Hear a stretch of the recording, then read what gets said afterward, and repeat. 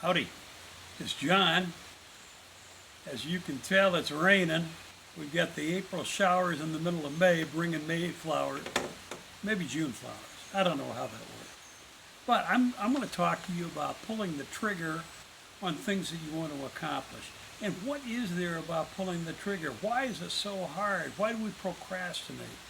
I'd say the number one key to us taking action is to believe that we can do it. That's got to be the biggest thing. Deep inside, do we think we can actually make it happen? Can we affirm ourselves around that point? The number two idea is, do we have a real disgust over the way things are? I mean, if it's okay the way it is, then why would I ever change it? Do I want it? Am I disgusted and not willing to live anymore as it is? When I wanted to lose weight, finally, I pulled the trigger on that thing because I didn't like the way I looked. When I look back at myself, am I satisfied, or do I want to change things, change the way things are? That's part of that disgust, or our constructive discontent. Do I have a plan? Have I crystallized my thinking? Have I written it down? Am I getting feedback from others that's positive and encouraging? You know, on the other side of the coin, you ever have somebody tell you, there's no way you can do this, and that fires up in you a disgust or a discontent with the way things are, and you decide, yeah, I'm going to pull the trigger on that.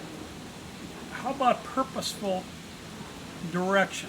Something that you really want to make happen, and you believe you can, but it's also a very purposeful thing, usually something having to do with somebody besides yourself, that gives you the resolve. Resolve is defined as a promise to myself. And then the fun begins. The fun begins because then I start looking out here and I'm aimed at that. I've got a good plan and I start to change things and my behaviors haven't caught up with the change yet. And I start going downhill. What the heck? I'm going the wrong way. I'm going down into this valley.